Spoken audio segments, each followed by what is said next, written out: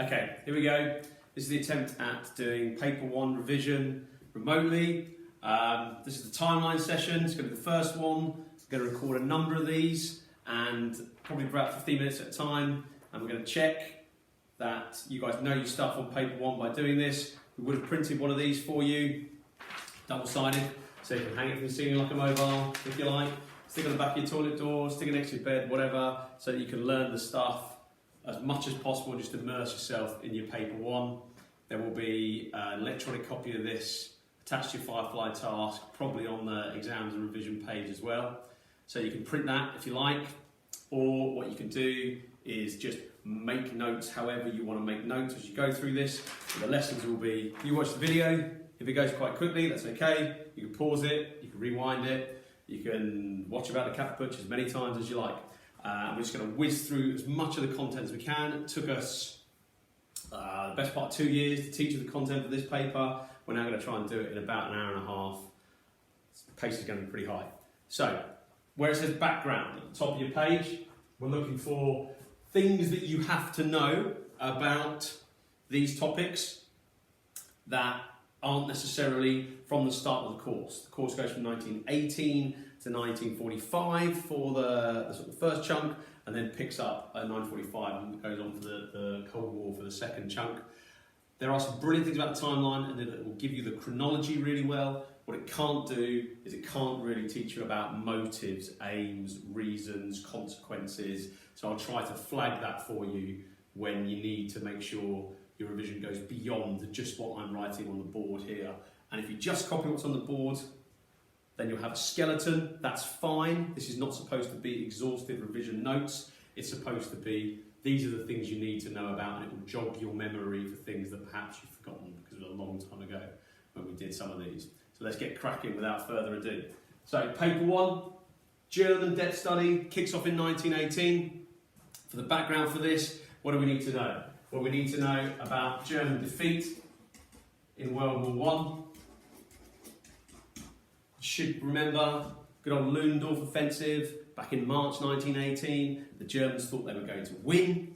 They certainly weren't interested in surrendering at the beginning of 1918. And so they come out of the First World War having lost, thinking they're the superior race, and wanting someone to blame. We also need to make sure it doesn't fit the timeline, but we make sure we understand German attitudes, German values, German culture.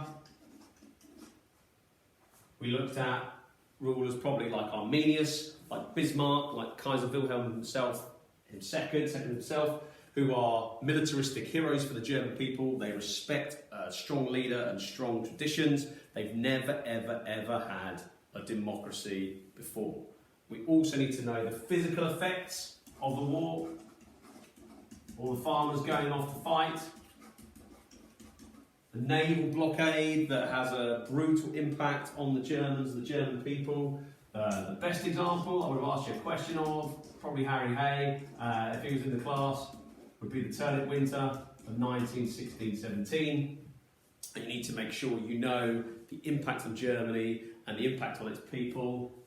Approximately 2 million German soldiers are killed in the war. But because of the blockade, because of the Spanish flu that's sweeping Europe in 1918, 1919, topical, because of the running out of food and medical supplies, it's about 750,000 civilians who perish in the war as well. Germany is wrecked, is ruined at the end of the First World War. Those are the rough kind of ideas for the background for Germany before 1918 really kicks in.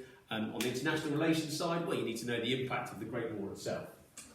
Often known as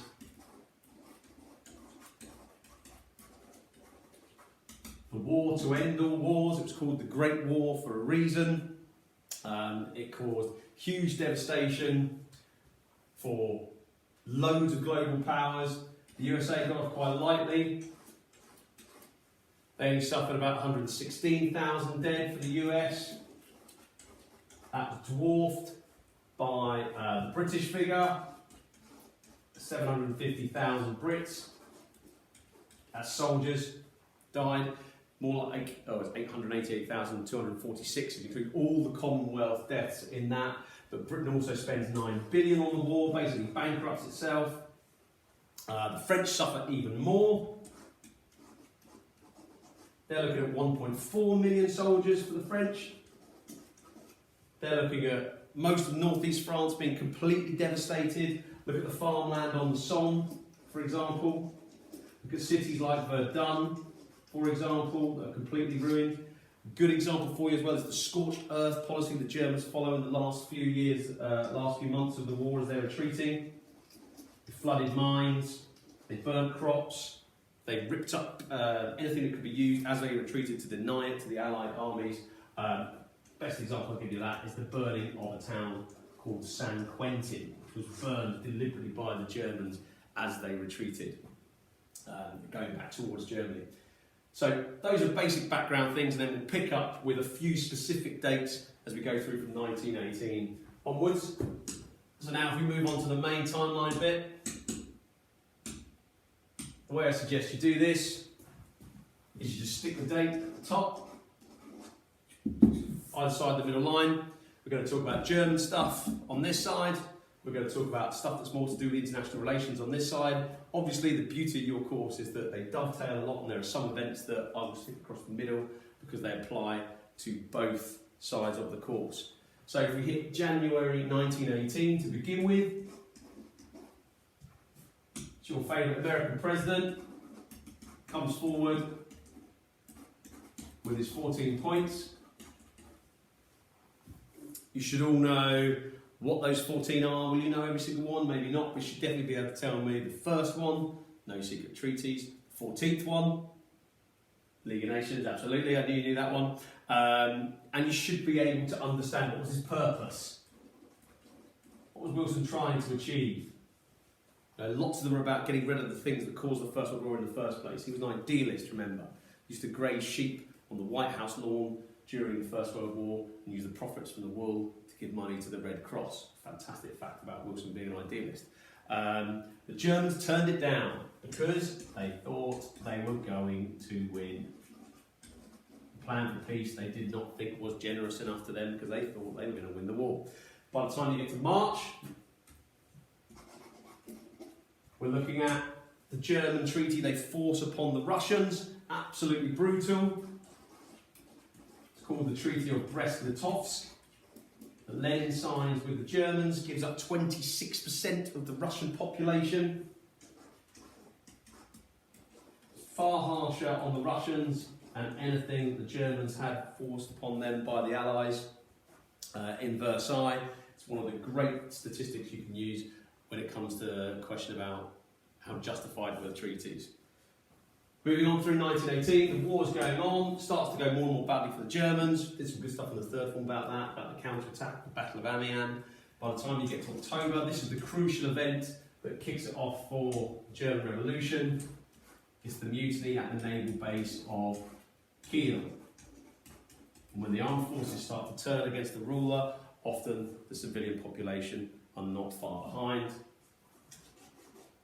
Famous date in German history, 9th of November, that's the abdication of the Kaiser.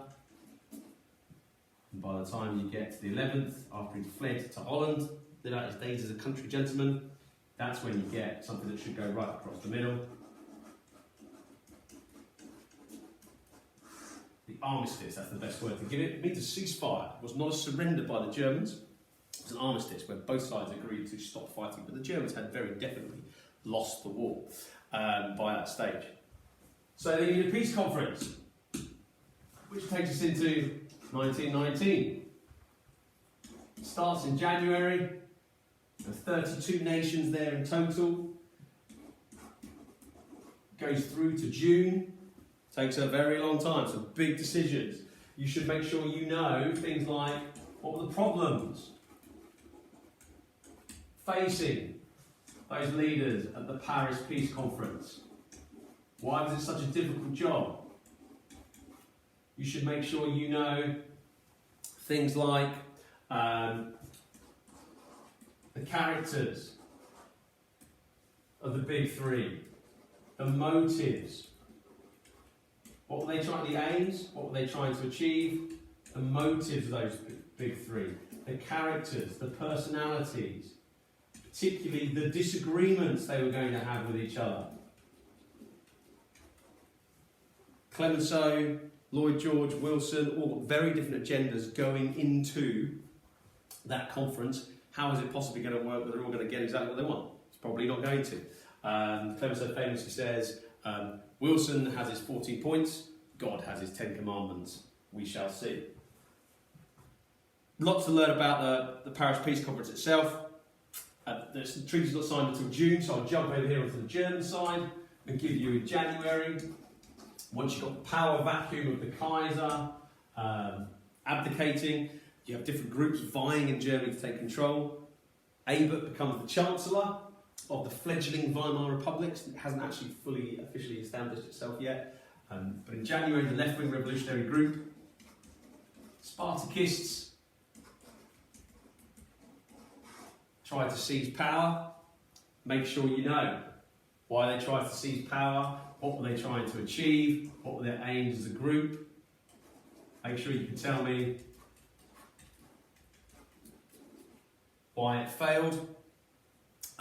Make sure you can tell me about the leaders, what happens to the leaders. Make sure you can tell me about the role of the Freikorps in that. I'm not giving you all the answers here. They're all in your notes. You guys should be able to just dip in there and refresh your memory. This is just a skeleton, remember. So we get down to June the 28th, 1919, 5 years to the day of the assassination of one Franz Ferdinand. You should remember back from the third form. That's the signing of the treaty. The Germans originally had been presented with the terms back in May, and they'd said, we don't like those, thank you very much. And the Allies turned around and said, well, unfortunately you don't have a choice, or we're going to invade you again. So they had to go and sign it. Dr. Bell, Dr. Muller, should have got this in your coursework. When they go and sign that treaty, they do it wearing white gloves because they're so disgusted by it. The Deutsche Zeitung, German news, the next day talks about the Treaty of Versailles, the disgraceful treaty being signed in the Hall of Mirrors. You must know so much stuff about this. I cannot begin to go into the amount of detail you need, but obviously you need the statistics. You need to know which territory went where, Posen, Polish corridor, who gets Erpen Malmedy, who gets Northern Schleswig. You need to know no conscription, how many tanks, how many planes, how many men were the German Navy allowed, all that kind of stuff you need to know. What's the reparations settlement? When does that start? What's the figure? We'll come to that a little bit as well. You must understand as well, for the Treaty of Versailles, how satisfied are all the rulers? You get loads of 10-mark questions on those. How satisfied was Clemenceau? How satisfied was Wilson? How satisfied was Lloyd George? With his conflicting aims, you can never really be fully satisfied. And you need to know as well the German reaction. Why they hated it so much, what were the key reasons why they hated it, how do those reasons link together with their hatred of Versailles. There's always going to be questions on that when Versailles comes up. And overall, it's not just about Versailles, but the key question about the peace treaties, which will probably finish the first video here. Good place to stop. I know we've only had a couple of years so far, but we'll pick up and we'll speed up. How justified were the treaties? How justified? And you must have an answer to that. Yes, it does include the other treaties as well, but Versailles is obviously the key one. You've got to be able to argue it was justified, you've got to be able to argue it was not justified, and there's already quite a lot of stuff on there that you can use to help you do that. There's going to be a lot more coming up. Part 2.